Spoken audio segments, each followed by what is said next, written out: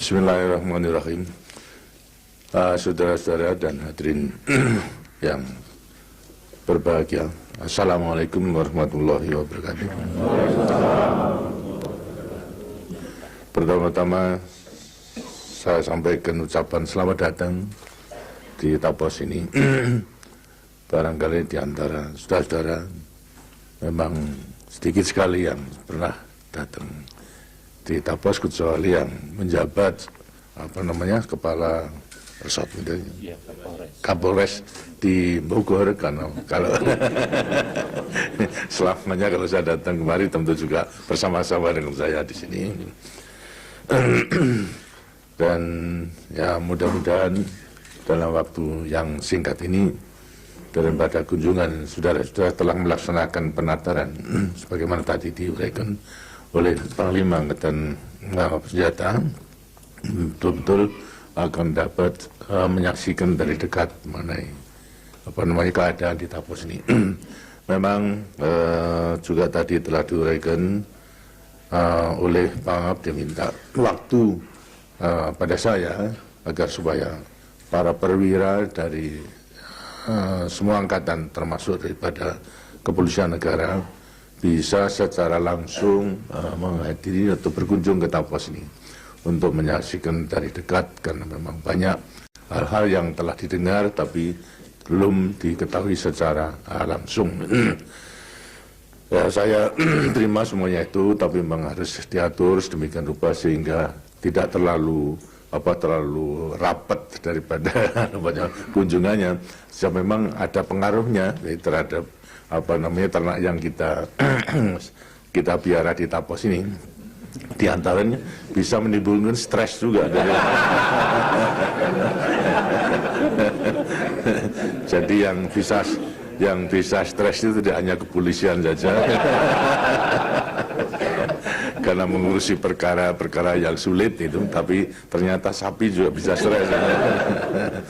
Dan kalau sudah stres membawa akibat produksi susunya menjadi menurun.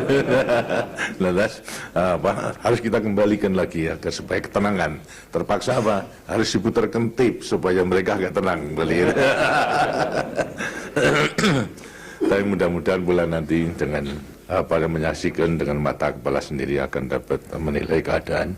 Karena saya yakin bahasanya saudara-saudara memang telah banyak mendengar dan mungkin memang sengaja diberitakan mengenai keadaan Tapos ini yang sebenarnya tidak sesuai dengan keadaannya, ya karena mereka menilai ini adalah range yang dikelola oleh presiden dan mestinya juga ada istananya, kemudian lantas ada golf course-nya, ada kolam renangnya, ada helipadnya dan sebagainya itu. Dan rupa-rupanya juga banyak yang termakan, seolah percaya bahwa itu ada itu. Sampai menyaksikan sendiri itu tanpa pada waktu saya tidak di sini dengan dirinya itu menyaksikan sendiri untuk menanyakan dan melihat di mana itu istananya daripada presiden di Tapos itu. Dikatakan ya tempatnya hanya sebelah ini saja itu yang ada, kemudian lantas helipadnya ya memang tidak ada. Mungkin tempat penjempuran daripada kopi itu dinilai dikira itu ada helipad. Karena presiden tentunya kalau datang kemari daripada capek-capek dengan mempergunakan helikopter, kemudian mendarat sini, kemudian lantas sekarang baru kembali. Dan juga mungkin adanya lapangan rumput yang luas dari jauh seperti golf course, seperti runway itu, seperti fairway. Begitu pula daripada air, pak untuk menampung air guna minum daripada kewan, ada sapi juga disangkanya itu kolam renang dan sebagainya. Nah, itu keadaannya sebenarnya, sehingga mereka lantas setelah melihat dengan sendiri baru lantas percaya itu. Karena memang ada yang termakan. Tapi saya percaya bahwa saya semua penjabat, apalagi juga perwira yang berjiwa berjuang, seperti halnya juga sudah telah mewarisi daripada jiwa dan semangat juang daripada pendahulu-pendahulu kita atau daripada pejuang-pejuang revolusi itu tentunya juga tidak akan mudah begitu saja untuk percaya. Tentu bisa mempergunakan penalarannya untuk menilai apakah itu benar atau tidak. Saya percaya karena masalahnya adalah saya percaya juga bahwasanya apa yang walaupun saudara-saudara mungkin sebagian besar sudah tidak turut lagi dalam revolusi karena pada waktu itu belum mungkin masih kecil dan sebagainya. Tapi saya kira jiwa dan semangat pejuang yang diwariskan oleh pejuang-pejuang kita itu akan tetap dimiliki oleh saudara-saudara semua. Karena semuanya baik jiwa dan semangat pejuang telah dipatrikan di dalam pada Sabta Marga itu sendiri. Sedangkan kita memang pengabdian kita pada negara dan bangsa didasarkan pada Sabta Marga. Di sampingnya tulisan negara juga mempunyai pegangan Tribrata sama catur prasetyanya. Maka Sabta Marga ini pula menjadi pegangan daripada kita. Dari Sabta Marga itu jelas kita berikan pedoman sebagai pejuang dan juga sebagai prajurit gitu. Jadi walaupun kita artinya daripada generasi yang datang tidak langsung ikut berjuang dalam revolusi, tapi yang penting adalah mewarisi dan kemudian lantas mengabadikan daripada jiwa dan semangat daripada jiwa perjuangan yang dipatrikan kepada Sabta Marga itu. Marga 1, 2, 3 memberikan pegangan pada kita sebagai pejuang. Malas marga 4 sampai kepada 5 memberikan pegangan kita sebagai prajurit itu. Kalau kita camkan benar-benar bahwasanya dalam pada marga 1 kalau tidak keliru adalah yang mengatakan bahwa saya mengakui kami warga negara kesatuan Republik Indonesia yang bersendikan Pancasila. Sebenar-benar kita itu adalah mengakui sendi daripada kehidupan negara adalah Pancasila. Dan juga marga kedua adalah mengakui kami patriot Indonesia, pendukung serta pembela ideologi negara. Jadi yang tidak mengenal menyerah. Jadi dengan demikian kita sebagai patriot jelas itu setiap saat, setiap waktu memang harus membela ideologi negara. Kemudian lantas menunjukkan marga ketiga adalah kami Satria Indonesia bertakwa kepada Tuhan Yang Maha Esa serta membela kebenaran dan kejujuran. Ini saya kira sebagai pegangan daripada kita sebagai pejuang. Dan kemudian marga 4 sampai kepada 7 adalah sebagai prajurit. Karena itulah kita menempatkan diri sebagai pejuang prajurit dan prajurit berjuang. Khususnya terhadap negara dan bangsa.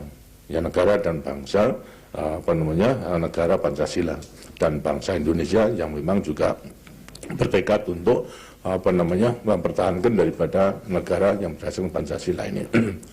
Hanya masalahnya sekarang kita memang perlu harus juga untuk menghilangkan daripada keraguan-keraguan kita. Pancasila sebagai sendi negara, kemudian juga sebagai ideologi daripada bangsa. Tentu juga kita gunakan sebagai pandangan hidup kita. Pandangan hidup bangsa Indonesia dalam kehidupan bernegara, berbangsa dan juga bermasyarakat. Sekarang tinggal Pancasila yang mana itu yang harus kita terima, kita akui sebagai sendi negara, kemudian sebagai ideologi daripada bangsa ini. Karena masalahnya juga memang banyak penafsiran-penafsiran. Tapi yang jelas tentunya juga Pancasila yang tercantum di dalam Undang-Undang Dasar 45 yang lahir satu hari sesudah proklamasi itu sendiri itu. Karena ada dan Pancasila yang kemudian disahkan sebagai dasar negara itu melewati perkembangan proses yang panjang daripada para pendiri Republik ini yang masing-masing yang mungkin juga terakhir duduk di dalam panitia persiapan kemerdekaan itu. Di antara lain berbagai pemimpin kita mengungkapkan pendapatnya mengenai soal dasar daripada negara ini. Bung Karno sendiri menyampaikan juga pandangannya, kemudian lantas Profesor Yamin juga mengungkapkan, lantas Profesor Pomo juga mengungkapkan daripada pandangan dan sebagainya. Memang diantaranya pendiri-pendiri Republik itu yang mengungkapkan Pancasila itu memang Bung Karno. Tapi juga kita mengetahui bahwa apa yang ditawarkan oleh Bung Karno itu sebenarnya urut-urutan daripada sila-sila itu juga tidak seperti Pancasila yang tercantum di dalam Undang-Undang Dasar 45, sedang soal ketuhanan itu sudah masuk daripada urutan yang terakhir itu. Sedangkan juga Bung Karno juga mengatakan bahasanya kalau Pancasila itu dinilai terlalu panjang maka bisa diperas menjadi Trisila. Kalau Trisila terlalu panjang diperas lagi menjadi Ekasila, berarti gotong royong. Dan demikian ini merupakan proses atau bahan-bahan dalam penyusunan daripada dasar negara yaitu Pancasila. Begitu hubungan soal Yamin dan sebagainya itu. Jadi setelah di sampingnya kemudian setelah memeras ternyata juga itu sebelumnya diterima Pancasila yang menjadi dasar daripada negara sesuai dengan Dasar 45 memang sebetulnya adalah satu konsensus daripada Jakarta Charter. Lah dengan dengan sila yang pertama di mana ketuhanan dengan kewajiban menjalankan syiar Islam bagi yang beragama Islam.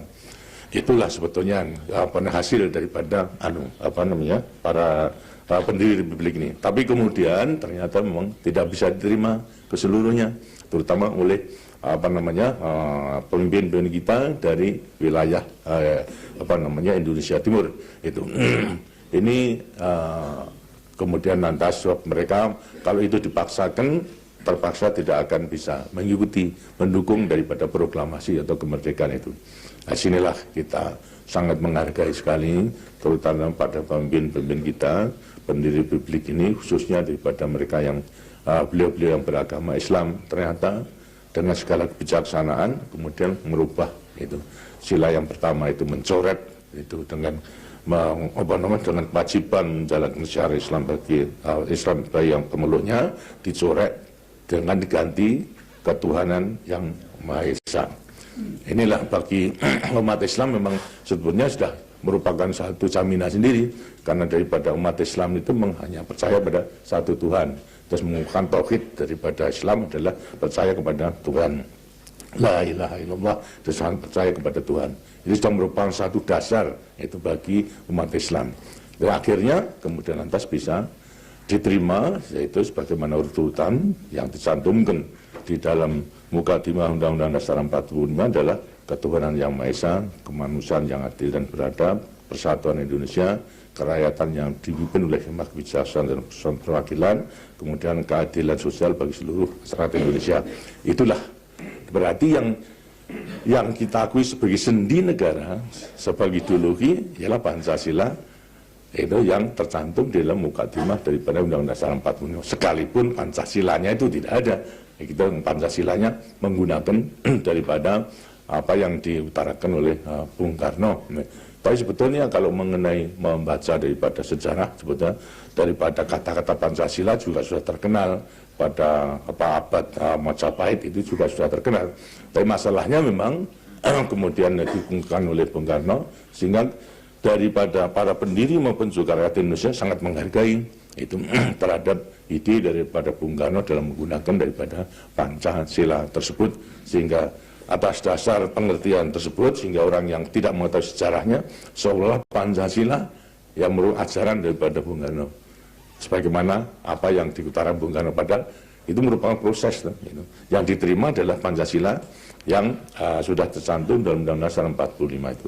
Ini yang harus kita pegang teguh. Kenapa?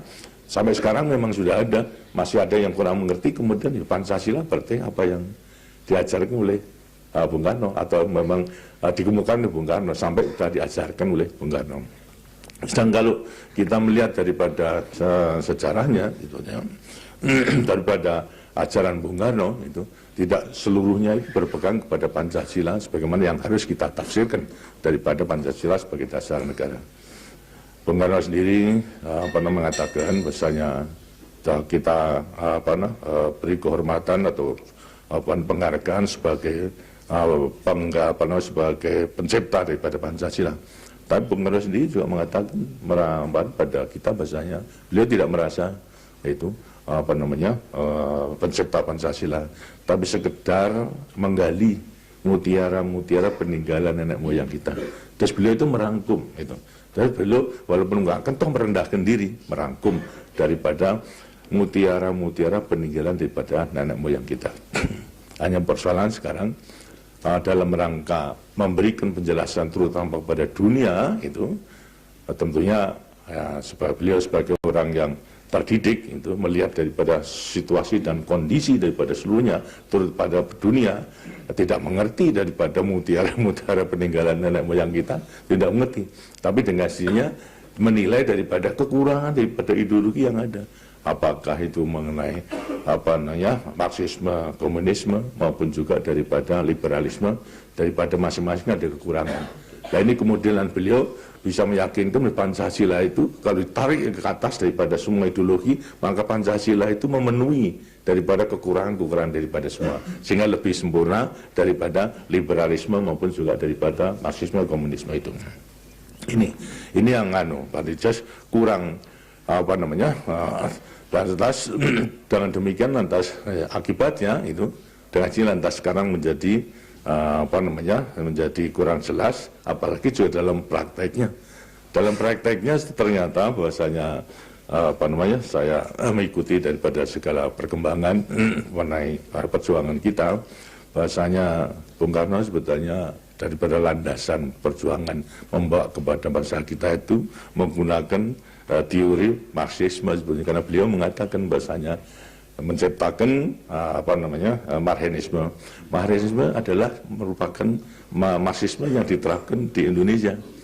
Berbeda menyatakan Marxisme, karena memang kenyataannya bahwasanya ada perbedaan daripada Marxisme yang dianut oleh negara-negara di Eropa, terutama di Rusia dan sebagainya, itu mendasarkan kepada kekuatan proletar itu, sehingga demikian lantas tersusun daripada diktator proletariat itu. Sedangkan daripada Indonesia, dari bangsa Indonesia tidak, daripada proletar itu kaum proletar tidak turut serta memiliki daripada alat-alat produksi. Sehingga lantas mengelompokkan menyusunkan diri kepada kaum proletar itu. Sedangkan di Indonesia lain, walaupun kecil tapi rakyat kita itu memiliki alat-alat produksi, walaupun sawahnya kecil memiliki tanahnya, walaupun hanya tukang pandai memiliki pandinya, walaupun hanya tukang jahit memiliki jahitnya, mesinnya. Sehingga perbedaan itu kemudian lantas sekarang lain. Terus Marxisme yang diterapkan di Indonesia adalah memang yang cocok, karena itu beliau bisa menemukan seorang namanya Marhen, itu yang sama seperti petani memiliki daripada tanah, sehingga kemudian lantas Marxisme yang diterapkan di Indonesia itu dinamakan Marxisme. Tapi pada dasarnya ya Marxis, yaitu Marxisme itu yang diterapkan di Indonesia pada dasarnya sama, itu hanya kemudian lantas pilihan lain.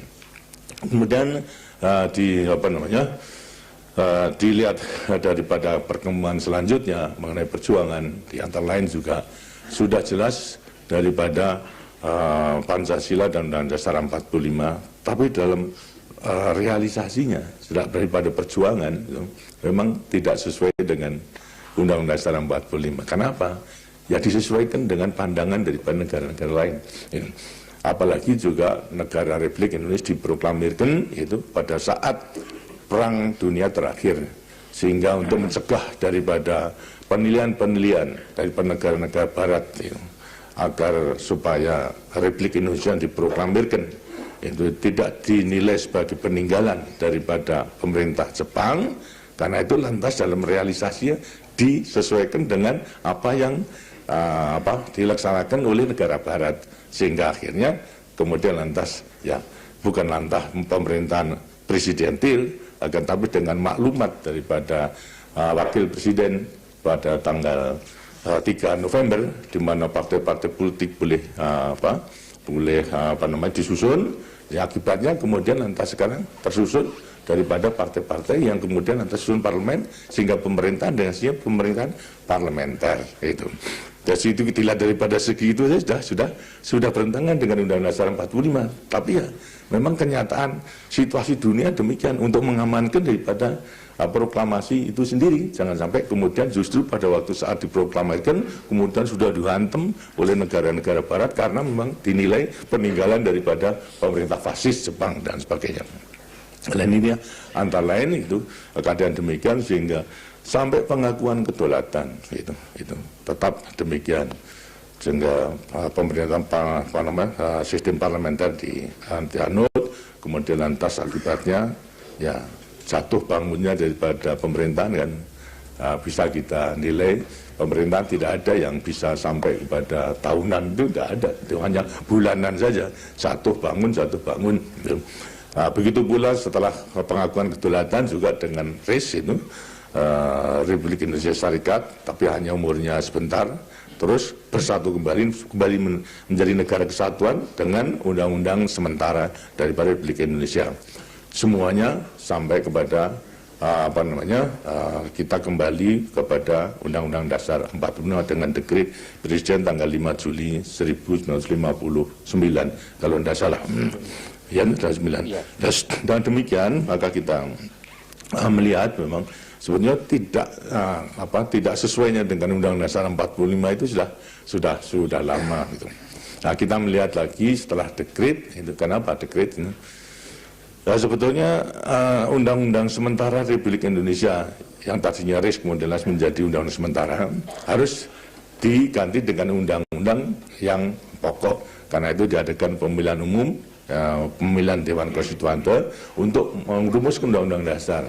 Tapi ternyata tidak berhasil, daripada kurang lebih 4 tahun itu tidak berhasil sama sekali itu. Nah, terus menerus keadaan demikian sehingga akhirnya Presiden dengan dukungan daripada Angkatan Bersenjata ya sudah kembali saja kepada Undang-Undang Dasar 45 dengan dekret tersebut. Sekalipun demikian setelah kita lihat itu perkembangan bagaimana, apakah melaksanakan daripada Undang-Undang Dasar 45 itu sendiri, itu ternyata juga tidak, karena dengan konsep daripada Bung Karno itu untuk dengan lahirnya Nasakom kemudian demokrasi terpimpin, ya ternyata memang jauh daripada Undang-Undang Dasar 45. Dan justru karena keadaan itu kemudian partai politik tertentu bisa menggunakan kesempatan tersebut itu untuk penyusun kekuatan sehingga akhirnya lantas mengadakan pemberontakan pada 30 September didalangi oleh Partai Komunis Indonesia itu. Jadi kalau kita melihat dari itu, lebih-lebih bagi saya sendiri itu, saya sudah bisa mengikuti dan bisa membaca kemana daripada bapaknya ini akan memimpin kita. Tahun 58 saya sebagai Panglima Divisi Diponegoro gitu. Pada waktu itu dalam keadaan perang karena pemberontakan PRRI, pemusnahan dan sebagainya. Kemudian lantas berlaku pemerintahan militer gitu, dalam keadaan darurat. Saya sebagai Panglima Divisi Diponegoro berpangkat kolonel, karena pada waktu jenderalnya hanya satu itu seluruhnya itu semuanya pangkat kolonel. Lantas kesempatan Bung Karno meninjau ke Jawa Tengah pada waktu itu. Lantas saya sebagai penguasa militer menjemput dari Lapan Bandeng sampai ke penginapan, ke kediaman daripada kepala daerah Pak Hadi Supono, tidak tempatnya gubernur, tempatnya Pak Hadi Supono. Di dalam pesawat mobil itu saya tanyakan, Pak, ini saya melaporkan keadaan di Jawa Tengah, kemudian saya mengatakan bahasanya ini mengenai PKI di Jawa Tengah memperoleh kemenangan dalam rangka pemilihan Dewan Konstituante itu. Saya tanyakan apakah ini tidak membahayakan Pancasila. Tadi dia mengatakan bahasanya yang nyatanya kan PKI dapat dukungan di rakyat. Ini menurut potensi yang harus kita kita manfaatkan, kita bina. Lantas masalahnya sekarang tinggal PKI ini harus kita jadikan PKI Pancasila. Saya mengatakan apa mungkin, Pak? Beliau mengatakan jawab bahasanya inilah perjuangan ini bapakmu, gitu. Serahkan kepada saya. kamu tidak usah turut-turut. Tapi dengan demikian saya sudah bisa mengetahui bahasanya benar-benar beliau itu ingin merangkul, memanfaatkan, menggunakan daripada Partai Komunis sebagai kekuatan ini itu. Tapi saya sudah mengatakan, sudah menyatakan ragu-raguan saya apa tidak membahayakan Pancasila itu. Saya katakan, beliau mengatakan akan jadikan komunis Pancasila. Apakah mungkin? Saya katakan mungkin karena ya komunis tidak percaya kepada ketuhanan, maksud akan jadikan komunis Pancasila, kan tidak mungkin itu. Tapi beliau mengatakan ini perjuangannya bapakmu, itu akan serahkan pada saya, kamu tidak usah turut-turut, ya sudah saya itu saja. Nah kemudian nanti sekarang dalam pelanggan sejarah saya bisa membaca mengenai soal lahirnya daripada Nasakom, nasionalis, komunis dan agama. Terus belum ingin mempersatukan daripada ideologi itu untuk menjadi kekuatan nasional dalam menyelesaikan daripada revolusi kita itu. Tapi begitu pula dengan melaksanakan demokrasi terpimpin, itu sudah menyimpang daripada Undang-Undang Dasar 45 toh. Tapi ya itu perjuangan daripada beliau itu, dan sebagai pemimpin dengan kita ya mengikuti itu. Walaupun kita sebetulnya satu, apakah mungkin kemudian lantas sekarang kok dia nggak sesuai dengan Dasar 45, padahal dekretnya kita kembali gitu tuh. Nah, kemudian lantas ya sudahlah gitu, tinggal kita mengikuti saja. Ternyata bahwasanya situasi kondisi tersebut itu digunakan oleh PKI untuk menyusun daripada kekuatan itu. Lantas dalam rangka menggunakan wibawa daripada Bung Karno pemimpin besar revolusi, sehingga PKI dapat menyusun kekuatan untuk dengan sendirinya ya menjalankan daripada perjuangan ideologi ya itu. Bahwa karena memang ada beberapa, kenapa sampai pada PKI pada tahun 65 Oktober ini kok memberanikan diri untuk melakukan kegiatan macam itu apa? Tentu harus ada dasar perhitungannya. Perhitungan soal kekuatan. Kita membaca bahwasanya negara komunis itu kalau sudah menguasai daripada kekuatan-kekuatannya, dengan sendirinya akan mengambil tindakan kekerasan. Apa yang sebagai persyaratan? Satu, menguasai daripada buruh. Itu sudah menguasai buruh, dikuasai melewati soksi. Menguasai petani itu sudah dikuasai oleh dengan PTI. Kemudian juga mengenai pemuda, itu pun juga telah dikuasai. Lantas juga mengenai wanita, jadi Kurwani sudah dikuasai. Hanya satu yang belum, ialah angkatan bersenjata. Itu. Karena itulah perjuangan pada waktu konfrontasi dengan Malaysia itu, PKI mengusulkan pembentukan adanya angkatan kelima itu untuk mempersenjatai kepada buruh sama tani. Karena masalahnya adalah memang tidak mungkin akan bisa menguasai daripada angkatan bersenjata. Bahkan angkatan bersenjata itu kita sudah jelas itu berpegang kepada Sabta Marga akan mempertahankan daripada Pancasila. Sedangkan PKI itu sementara menerima Pancasila selama untuk usaha mempersatukan. Terus kalau sudah satu, ya Pancasila tidak perlu lagi itu bagi PKI. Karena itu lantas mereka mengadakan karena gagal daripada angkatan kelima dan menjadi penghalang adalah daripada angkatan darat sama angkatan senjata pada umumnya. Dengan sini lantas sekarang mencari jalan gimana?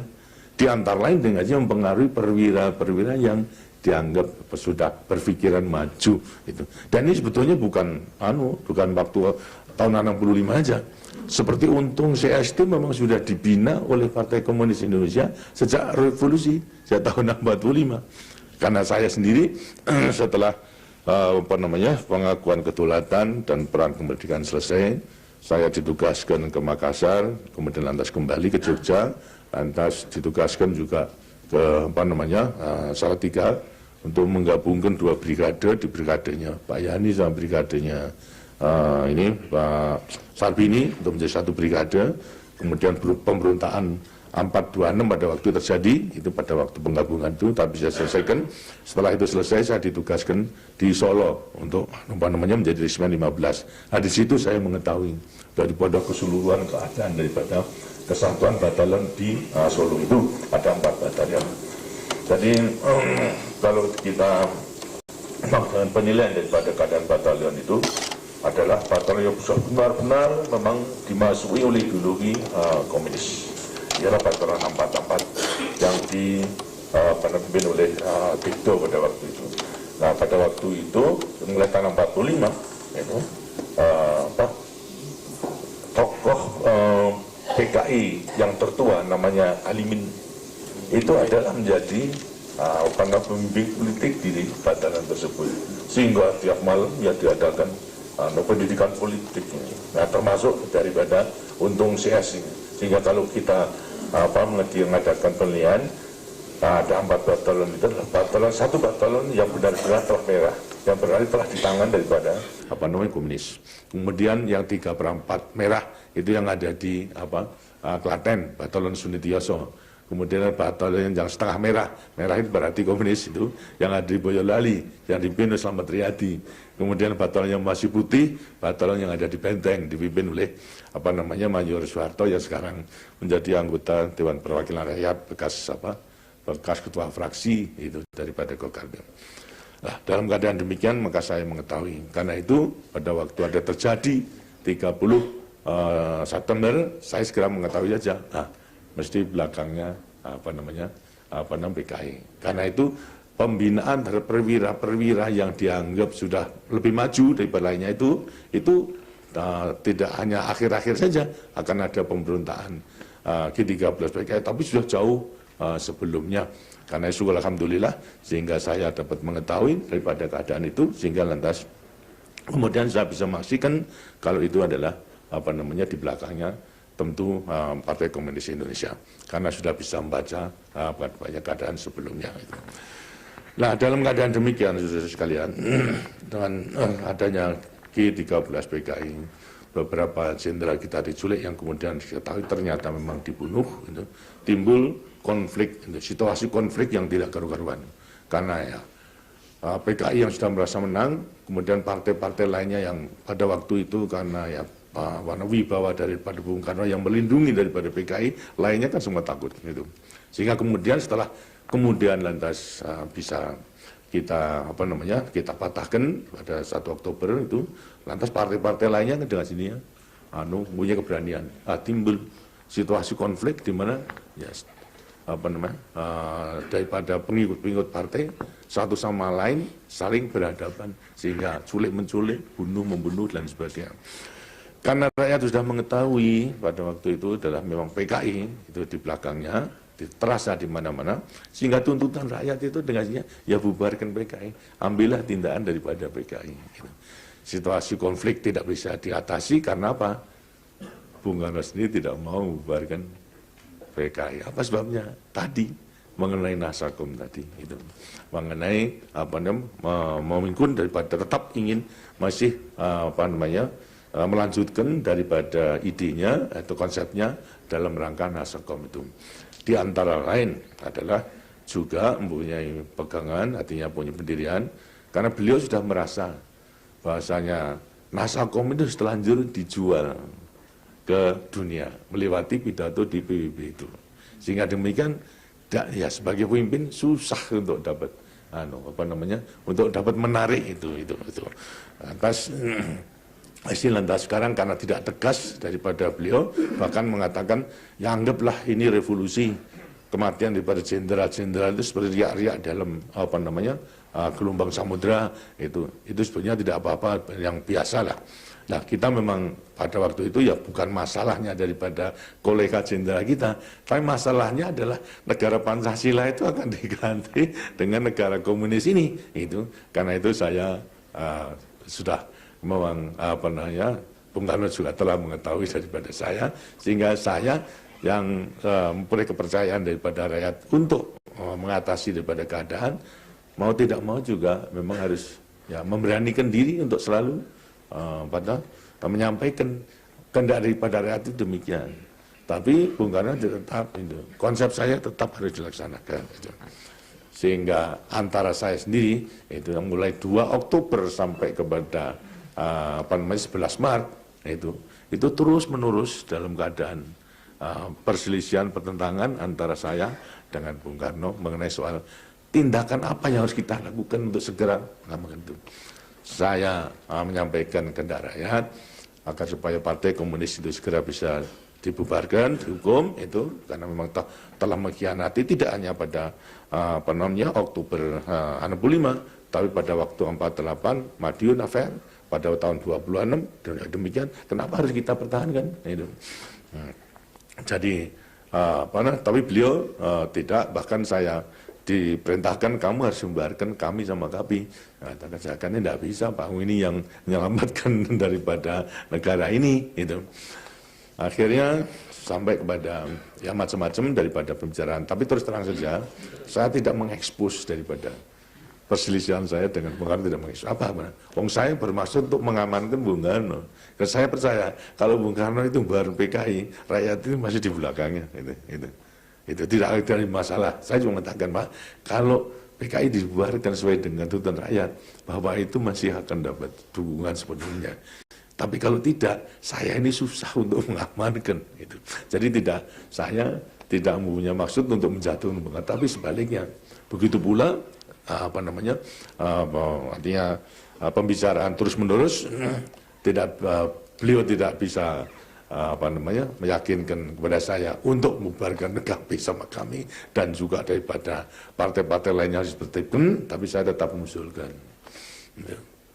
Tapi terus terang saja tidak banyak yang tahu karena memang ya saya ingin menyelamatkan supaya tidak sebab kalau kemudian lantas saya sampai kepada mengekspos mau tidak mau kan timbul daripada bentangan. Nah, saya tidak menganggap demikian itu.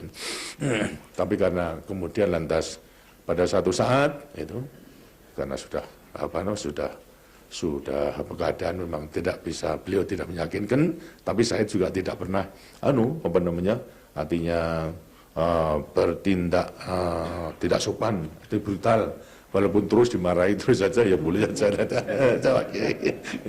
terus saja dengarkan, tapi begitu beliau mengutarakan, saya mengutarakan lainnya begitu terus sampai akhirnya tidak ada kecocokan sehingga pada satu saat tanya kepada beliau itu saya berdua, beliau pakaian hanya terus terang aja pakaian sambil ngasuh itu pakaian kaos oblong sama celana kolor aja itu yang menunjukkan keakrabannya itu kepercayaan karena beliau beberapanya sudah merasakan bahwasanya saya tidak berbuat yang mencemarkan kepada beliau itu. Kemudian pada satu saat menanyakan dalam bahasa Jawa, jane aku biar kok kapak ini. Jadi artinya saya ini akan aku apakan, saya perintahkan begitu kamu nggak nurut itu. Nah itu lantas saya juga agak deg pada waktu itu. Waduh, gimana ini? Ternyata saya hendakan, jadi Bapak belum tahu persis loan itu. Tapi ini saya katakan, Pak, Bapak kan tahu itu. Saya ini anaknya petani saja. Ayah saya petani, tapi walaupun petani, ayah saya itu punya kudangan terhadap saya. Opo ini kudangannya, apa kudangannya itu? Begini, kudangannya itu, kalau kelak kamu menjadi orang supaya bisa mikul dur mendem jeruk pada orang tua. Itu kudangan daripada ayah saya. Dan saya pegang itu. Walaupun sekarang saya setelah menjadi jenderal, saya tetap juga menghormati, mikul dur berarti menghormati segala yang baik, tapi lantas memendam jeruk berarti perbuatan kan manusia ada kesalahan yang kurang baik, ya pendem jangan sampai ditiru, gitu ya. Itu kudangan daripada ayah saya. Baik kalau begitu, gitu. Nah begini, saya ini sebetulnya terhadap Bapak itu tidak hanya menganggap sebagai pemimpin besar revolusi, sebagai presiden Panglima tertinggi, tapi juga sebagai bapak saya. Nah, saya mau mikul dur mendem jeruk terhadap Bapak Tapi yang mau dipikul dur mendem jeruk tidak mau. Saya tanyakan, tenan lah kalau tidak tenan kan saya sudah mau dipanggil bolak-balik dimarahi. Kemudian lantas itu yang pertemuan terakhir. Lantas peristiwa sidang kabinet itu. Sidang kabinet itu tanggal 11, kemudian ada berita kalau istana dikepung. Secara kebetulan saya nggak hadir pada waktu itu. Apa? Sedang kumat sakit, tenggorokan sampai karena biasanya kalau kumat terus panas itu sampai tiduran saja. Sehingga saya tidak mengetahui. Lantas beliau kemudian lantas karena sudah yang melapor kemudian berlebih-lebihan itu sehingga grogi daripada beliau terus naik helikopter menuju ke Bogor diikuti dengan Waperdam lainnya. Nah, di antara kolega kita yang duduk dalam kabinet dua ialah saudara Yusuf sama saudara bukan Basuki Rahmat itu sama Panglima Kodam Yamir Mahmud menyaksikan itu pada waktu meninggalkan. Nah, beliau mempunyai perasaan bertiga itu kasihan bapaknya kok supaya tidak merasa dikucilkan oleh Angkatan Darat, dan mereka ingin menemani itu. Tapi ya baik supaya minta izin dulu kepada saya sebagai pimpinan tertinggi datang ke rumah untuk menyampaikan Pak situasi kabinet sidang kabinet tadi begini gitu. Sekarang Bung Karno lantas ke Bogor disusul lainnya. Kita bertiga akan ke Bogor, minta izin ke Bogor untuk menemani Bung Karno. Ya silakan. Itu baik. Lantas pesannya apa? Nah, kemudian saya sampaikan, ya pesan saya begini aja, sampaikan kalau saya ini sakit, jadi tidak mengerti betul-betul sakit. Gitu. Lantas salam dan hormat saya sampaikan. Yang ketiga sampaikan aja, kalau saya diberi kepercayaan keadaan ini akan saya atasi. Itu pesan saya, tidak ada pesan surat perintah begini dan sebagainya itu saja. Karena dengan pesan itu, bila saya nilai dengan pertanyaan yang terakhir, beliau sudah tahu. Oleh karena itu saya pesan, kalau saya dipercayai keadaan ini akan saya atasi. Itu berangkat. Akhirnya datang sana dimarahi dan sebagainya. Lantas untuk cari jalan, bagaimana caranya menyelesaikan keadaan ini? Ya dipercayakan saja pada Pak Harto. Beliau marah lagi, kurang apa saya percaya pada Harto, sudah dinaikkan pangkatnya dan lain sebagainya. Pada 3 perwira itu, ya barangkali perlu ada surat perintah. Lantas beliau lantas mengesahkan, kalau begitu siapkan. Nah baru disiapkan oleh 3 perwira ditambah dengan 3 Waperdam itu untuk menyiapkan surat perintah itu. Entah itu memang sudah kehendak daripada Tuhan, karena perintahnya itu memang memberikan kewenangan kepada sana untuk mengambil tindakan dianggap perlu untuk menyelamatkan revolusi dan sebagainya itu lama mempersiapkan karena sudah selesai dikontrol lagi, akhirnya ditandatangani, dibawa ke saya ke Haji Agus Salim. Saya masih di Haji Agus Salim, kemudian saya baca, saya putuskan, sekarang kumpul, bubarkan PKI. Terus kita kumpul ke Kostar, karena pada waktu itu segala langkah yang diambil harus konsultasi, yaitu koordinasi dengan menteri-menteri Panglima Angkatan. Saya minta datang, saya demikian, saya bubarkan PKI. Terus saya atas nama daripada Presiden, karena wewenang daripada yang berikan pada beliau itu. Lantas kita kumpul, akhirnya kita bubarkan daripada PKI tersebut. Ya hanya 1 kali itu saja saya gunakan daripada surat perintah 11 Maret itu. Walaupun kemudian surat perintah 11 Maret kemudian lantas dikukuhkan oleh MPRS itu menjadi ketetapan nomor 9, dia mempunyai kekuatan konstitusional, tapi toh memang ya tidak perlu untuk digunakan, hanya sekali itu saja itu. Jadi ini merupakan suatu hal daripada pengalaman kita dalam rangka menghadapi bahaya daripada komunisme itu. Setelah kita bubarkan, akhirnya ya semuanya bisa diselesaikan. Kemudian lantas pada satu saat memang beliau menunjukkan semua Waperdam dimarahi karena turut mengkonsep perintah itu. Padahal tidak ada perintah untuk membubarkan PKI, kok saya membubarkan. Itu. Kemudian lantas Pak Lemena dimarahi, kemudian lantas disuruh Panmun datang pada saya di Salim, nanyakan, kalau memanggil saya, Mas Harto, ini apa enggak salah ini? Apa yang salah? Itu PKI itu dibubarkan. Iya, itu memang Bung Karno sudah tahu kalau saya akan berberai. Terus marah sekali pada saya. Udahlah, itu saya yang tanggung jawab, saya yang membubarkan. Akhirnya pada waktu kembali saya sudah akan sehat dari Bogor ke Jakarta, naik helikopter, saya bisa menjemput mau ke istana, dan saya laporkan misalnya, ini Pak keadaan demikian, saya PPKI telah saya bubarkan. Ya marah saja juga enggak. Saya mandar janji pada waktu itu, mandar nagih. Sekarang tinggal ngegongi Pak, ini. Tinggal ngegongi aja. Pada waktu pembicaranya dulu saya pernah mengatakan, dia mengatakan sebelumnya perintah 11 Maret, dia mengatakan pada saya, saya ini tidak menjadi pemimpin Indonesia saja sekarang, saya itu menjadi pemimpin dunia. Konsep saya itu sudah saya jual ke dunia. Kalau saya harus mencabut PKI, mencabut, di mana muka saya? Saya bisa mengerti. Kemudian saya memberi saran, kalau keluar Pak gampang, gimana? Jadikan saya member, saya akan membubarkan PKI, kenapa? Tapi kalau sudah nanti digongi, gitu, nggak bisa, ya susah kalau tidak bisa. Jadi oleh karena saya katakan tadi mulai Bung Karno sudah tahu kalau saya membubarkan PKI dalam rangka diskusi itu, saya untuk menyelamatkan daripada beliau daripada muka dunia. Dan saya mengatakan jadikan saya member, saya yang membubarkan PKI. Tapi nanti ke dalam Bapak ngegongi supaya rakyat itu mendukungnya. Ini kan tidak bisa. Karena itu lantas setelah terjadi, kemudian lantas saya membubarkan PKI, saya jemput, saya nagih. Saya membubarkan PKI, tinggal gongnya aja udah bawa.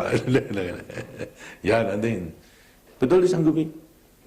Bulan Juni, Maret ini ada peringatan di istana mengenai, kalau tidak salah Maulid Nabi, barangkali itu.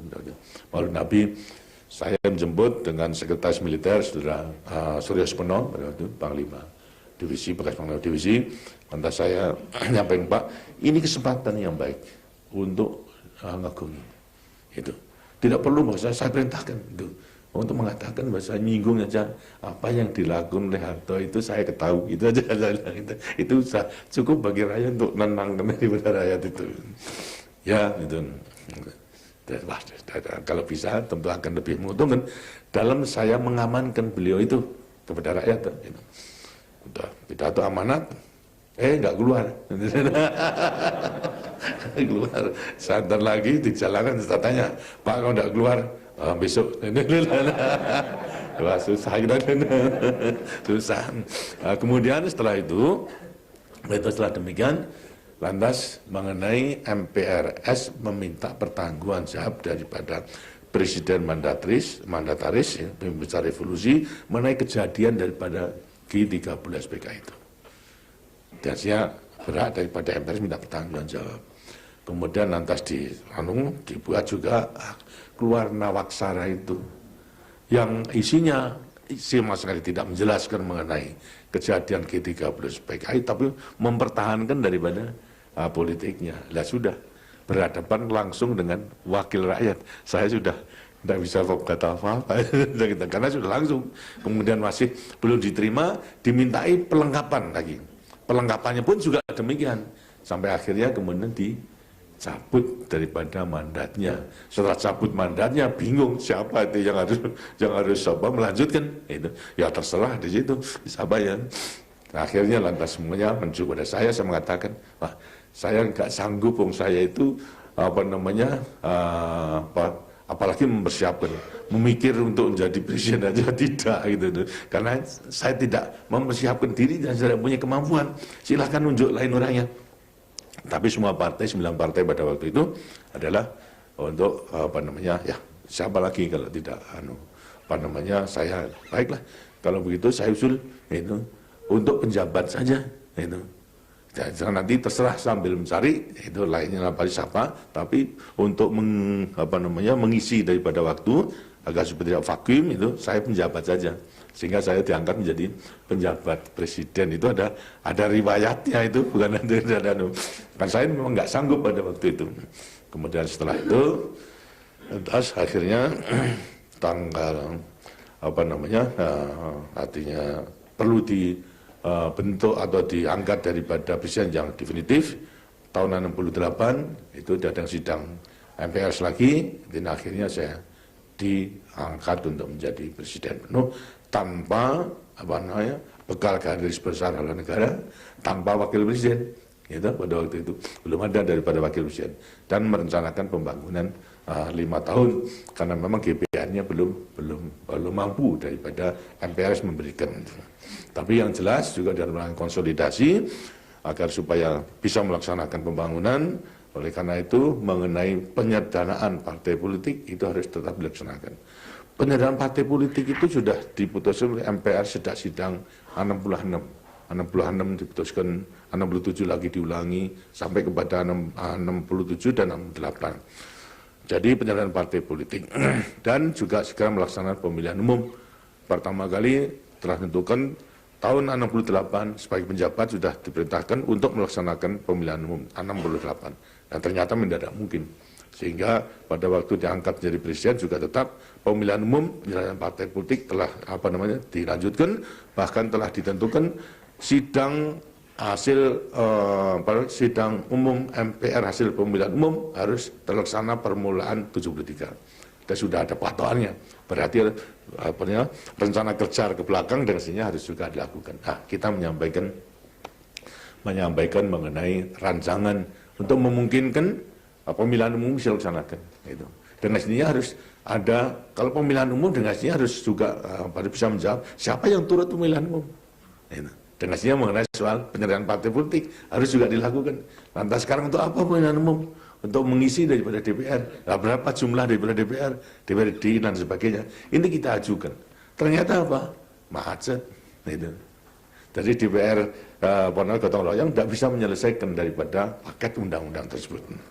Nah, tentunya daripada saya sebagai mendataris bertanggung jawab karena memang harus melaksanakan pemilihan umum, penyerahan partai, maupun juga menyiapkan mengenai sidang umum MPR yang ditentukan mengenai permulaan tahun 73. Nah, karena macet, saya tidak bisa turut campur, tentunya juga harus mencari jalan. Jalan diantaranya tentunya juga melewati induk-induk daripada fraksi-fraksi yang ada di DPR gotong royong. Terus partai politik, 9 partai politik. Kita kumpulkan, saya kumpulkan untuk bersama-sama mengemban daripada ketetapan MPR. MPRS waktu itu, masih MPRS karena belum pemilihan umum, untuk menyelesaikan penyelesaian partai politik, untuk memungkinkan siapa yang ikut pemilihan umum. Sehingga saya tawarkan 9 partai sama Sekber Golkar pada waktu saya tawarkan silahkan untuk mengungkapkan pendapat, karena ini tanggung jawab kita semuanya, tidak hanya saya, tapi juga partai politik daripada lainnya. Kemudian daripada masing-masing yang menyarankan ya supaya cepat, saya kira lebih baik sudah dipusatkan saja kepada Nasakom, pemikiran Bung Karno, tapi komnya diganti Nasasos itu. Ya, tidak bisa menerima seluruhnya itu. Kemudian lantas sekarang 2 partai, lantas sekarang dasarnya apa? Itu. 1 partai dasarnya apa? Tidak bisa menjawab. Jadi akhirnya sudah semua yang memberikan, tinggal saya sekarang mewakili daripada Angkatan Senjata Republik Indonesia. Itu. Dan saya kemukakan, ya, sekarang sebelum kita menentukan berapa partai yang akan kita bangun tersebut, tentunya kita harus juga menentukan kriterianya, dasar-dasarnya. Kita kembali, itu. Sekarang mana Orde Baru? Keinginan daripada Orde Baru itu ada untuk melaksanakan pengurus Pancasila dan Undang-Undang Dasar 45. Ini tekad kita. Ini semuanya menerima atau tidak? Menerima. Kita pegang teguh, lalu itu semua menerima, semua ingin melaksanakan kemurnian Pancasila dan Undang-Undang Dasar 45. Dan kedua sekarang Pancasila yang sudah kita laksanakan kemurniannya. Pancasila sebagai dasar negara yang tercantum di dalam Undang-Undang Dasar 45. Ini dengan sendirinya harus kita terima sebagai ideologi bangsa kita juga. Yang berarti juga sebagai pandangan hidup dalam kehidupan kita bernegara, berbangsa dan masyarakat. Konsekuensinya kan begitu. Ya, semua terima. Oke, gitu. Kalau kemudian dengan demikian kita terima Pancasila dasar negara, ideologi dan pandangan hidup kita untuk mencapai cita-cita masyarakat adil dan makmur dan Pancasila. Kalau demikian, ini harus konsekuen. Konsekuensinya apa? Ideologi yang sudah anut itu harus ditinggalkan. Kalau belum bisa meninggalkan, saya katakan sudah diparkir aja dulu. Sekarang kita ngalih kendaraan pada ideologi Pancasila. Satu. Nah, semua lantas menerima. Oke. Lewat menerima. Nah, sekarang dengan dasar daripada Pancasila itu kita dan juga menjadi pandangan hidup sesuai dengan Pancasila.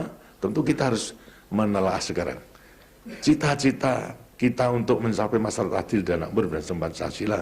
Berarti cita-cita kehidupan daripada manusia yang percaya kepada Tuhan. Mana kehidupan kita itu di mana? Atas dasar daripada fakta. Kalau saya mengatakan bahasanya ilmu kasunyatan, kenyataannya itu gimana? Kehidupan kita. Saya mengatakan kita semuanya toh bisa membenarkan dan tidak akan membohongi. Kalau kita itu pertama hidup di alam purwa, ada di kandungan itu. Kan sama, 9 bulan 10 hari. Kemudian yang kedua di alam madya, di dunia ini hanya sebentar, akhirnya akan meninggalkan, kita akan di akhir nanti.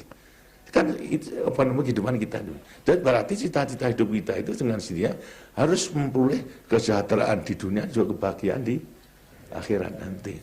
Sedangkan di akhirat apa? Bekal kita itu apa? Bekal kita kan amal. Kedudukan tidak bisa kita bawa, harta benda tidak bisa bawa, istri yang cantik tidak bisa kita bawa. Begitu pula daripada laki yang cantik juga tidak bisa dibawa. Dasarnya amal. Amal berarti dalam rangka kita memenuhi kehidupan di dunia itu. Lah kehidupan di dunia di sampingnya dunia sama akhirat apa? Kebutuhan manusia di dunia ialah kebutuhan lahir dan batin, spiritual dan material. Kan itu sebetulnya. Jadi demikian, sekarang tinggal kita membuat program untuk memenuhi kebutuhan material, spiritual, lahir maupun juga batin. Jadi sekarang berlomba kita membuat program untuk dapat mewujudkan kehidupan itu. Ya, semua diterima. Nah, kalau memang demikian, jelasnya itu lahir batin. Tentu ada yang mau menonjolkan itu kebutuhan lahir aja. Tapi jangan menimbalkan batinnya. Material spiritualnya tetap. Juga akan menonjolkan spiritualnya, jangan meninggalkan materialnya. Nah, semua diterima. Kalau sudah begitu, kan gampang. Dari 9 partai itu kan tinggal kelompok 2 saja. Mana yang material spiritual, mana spiritual material. Direnungkan benar. Karena masalahnya bukan ideologi, tapi program. Memenuhi daripada kehidupan kita di dunia ini. Kemudian, entah tinggal sekarang. Siapa yang akan, spiritual material? Tentunya partai agama itu yang akan menonjolkan spiritual, tapi jangan meninggalkan material. Tanya kita lihat bahasanya partai agama adalah partai Islam, yang macam-macam tadi itu ada NU, lantas Parti, lantas PSI dan sebagainya, itu ngelompok dalam spiritual material. Nah sekarang yang kemudian nasionalis dalam material spiritual.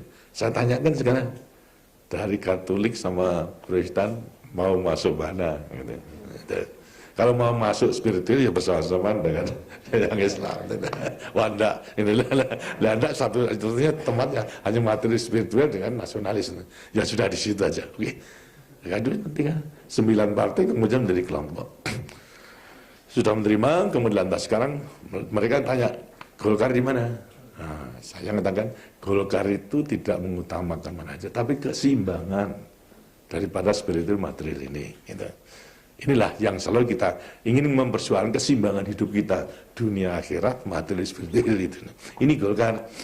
Dan kita akan buat program daripada kehidupan yang seimbang itu di dunia maupun juga di akhirat itu. Terus dengan demikian lantas ada 3 kekuatan. Oke, sudah. Lantas sekarang ABRI.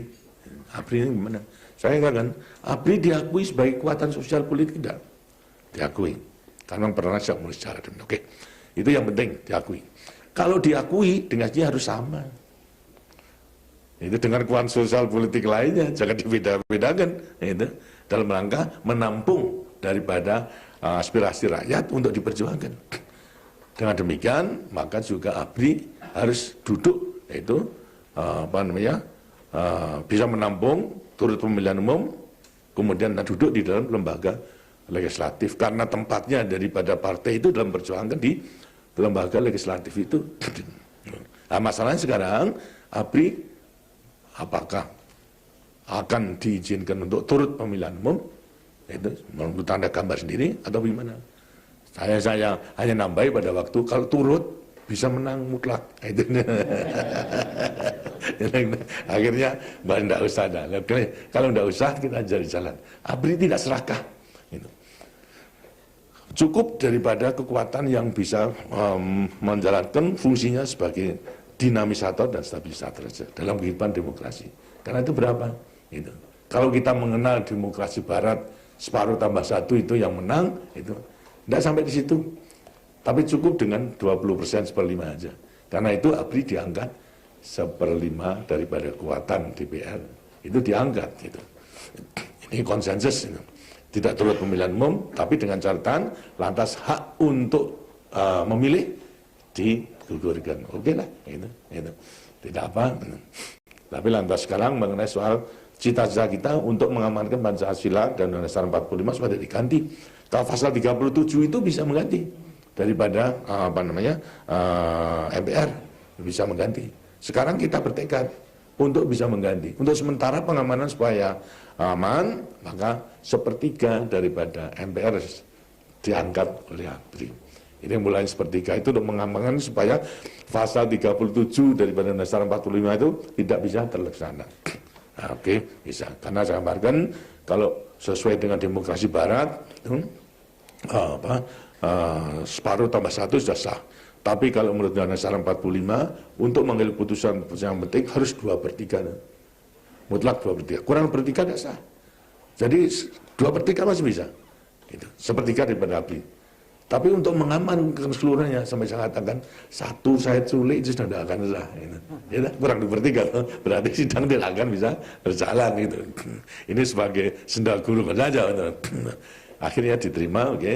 Yang akhirnya kemudian kita ganti karena ada kecurigaan seolah-olah ini menurut 1/3 untuk mengamankan daripada status quo sampai sekarang, untuk mengamankan supaya menjadi presiden seumur hidup. Nah, katakan tidak benar. Tapi untuk mengamankan supaya pasal 37 itu tidak mudah dilaksanakan. Akhirnya diganti dengan referendum tersebut. Karena kalau sekarang tidak 1/3, tapi diganti dengan referendum.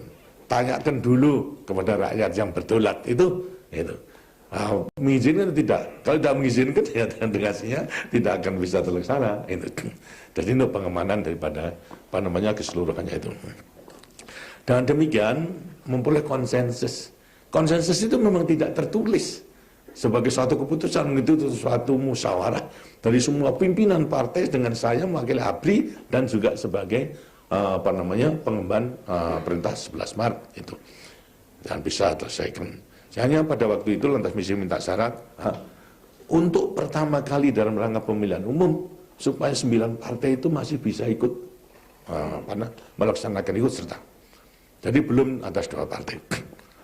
Saya mengetahui untuk supaya bisa mengetahui sampai di mana itu suara yang diperoleh daripada pemilihan umum, silakan, itu boleh saja. Tapi dengan syarat 1, hasil daripada pemilihan umum nanti walaupun partai belum disederhanakan karena undang-undangnya belum, itu karena masih ada tanda 9 tanda gambar di partai sama 1 Golkar, itu hasilnya dalam pembentukan fraksi harus mencerminkan konsensus.